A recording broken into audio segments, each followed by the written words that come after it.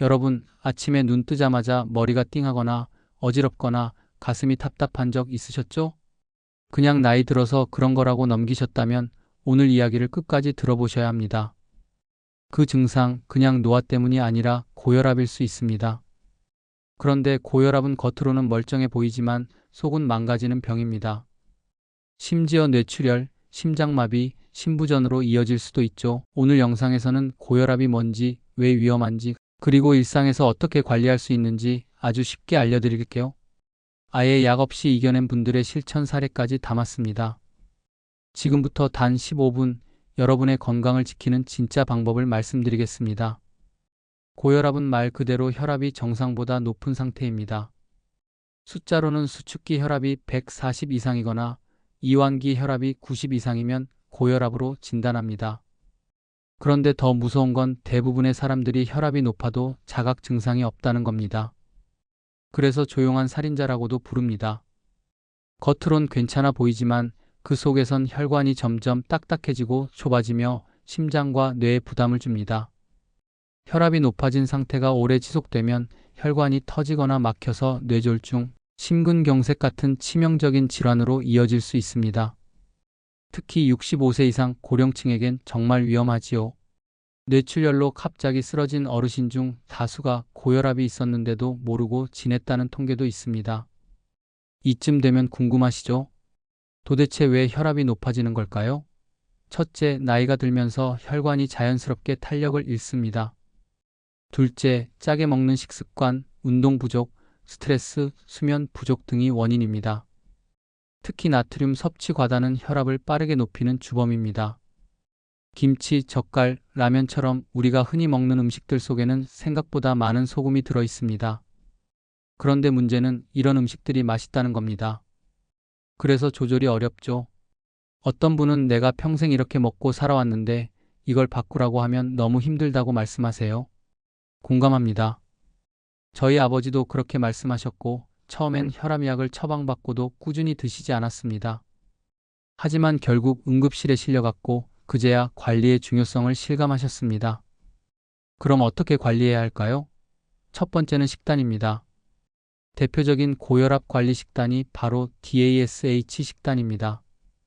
영어로는 Dietary Approaches to Stop Hypertension.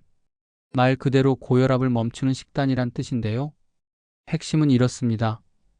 소금은 줄이고 칼륨은 늘리자. 가공식품은 줄이고 신선한 채소와 과일을 늘리자. 포화지방은 줄이고 좋은 지방은 늘리자. 여기서 나오는 성분 중 가장 중요한 것이 바로 칼륨입니다. 칼륨은 몸속 나트륨을 배출하는 데 도움이 됩니다. 쉽게 말하면 짠 걸 먹었어도 칼륨이 많으면 어느 정도 중화시켜준다는 거죠. 칼륨이 풍부한 음식은 바나나, 토마토, 감자, 시금치, 아보카도 등이 있습니다. 또 하나 중요한 건 마그네슘입니다. 마그네슘은 혈관을 이완시키고 심장 박동을 안정시키는 데 필수적인 성분입니다. 특히 나이가 들면 마그네슘 흡수율이 떨어지기 때문에 음식으로 충분히 보충해주는 게 좋습니다. 브로콜리, 콩, 견과류에 풍부합니다. 이런 음식을 매일 조금씩 꾸준히 드시는 것이 약보다 더 효과적일 수 있습니다. 실제로 약을 끊은 분들의 공통점은 이런 식습관이 몸에 배어 있다는 겁니다. 매일 아침 삶은 감자 반 개, 바나나 하나, 그리고 견과류 한 줌. 어떤 날은 토마토 주스 한 컵으로 아침을 대신하신다고도 합니다. 이렇게 간단한 실천이 고혈압을 관리하는 데 큰 도움이 됩니다. 중간에 한 가지 꼭 짚고 넘어가야 할 문제가 있습니다. 약을 먹기 시작하면 평생 먹어야 하나요? 이 질문 정말 자주 듣습니다. 결론부터 말씀드리면 꼭 그렇진 않습니다. 약은 필요할 때 먹어야 하지만 동시에 식단과 운동을 병행하면 약의 양을 줄이거나 중단할 수도 있습니다. 하지만 이건 반드시 의사와 상의하셔야 해요. 혼자 판단하고 약을 끊는 건 위험합니다. 다만 여러분이 식단을 조절하고 체중을 줄이고 스트레스를 관리하면 분명히 혈압이 좋아질 수 있습니다. 운동은 또 어떤가요? 걷기, 수영, 자전거, 스트레칭 등 너무 무리되지 않는 운동을 하루 30분, 주 5일만 실천해도 큰 변화가 옵니다. 무릎이 안 좋아서 걷는 것도 힘들다고 하시는 분들은 실내에서 발뒤꿈치 들기, 의자에 앉아서 다리 뻗기 같은 간단한 운동부터 시작해보세요. 중요한 건 시작입니다. 운동은 혈압을 떨어뜨릴 뿐만 아니라 기분도 밝게 만들어줍니다. 실제로 운동을 시작한 어르신들 중에는 하루가 짧아졌다, 아침이 기다려진다는 분들도 많습니다. 건강은 작은 습관에서 시작됩니다. 지금 혈압이 정상이더라도 방심하면 언제든 고혈압으로 바뀔 수 있다는 점입니다.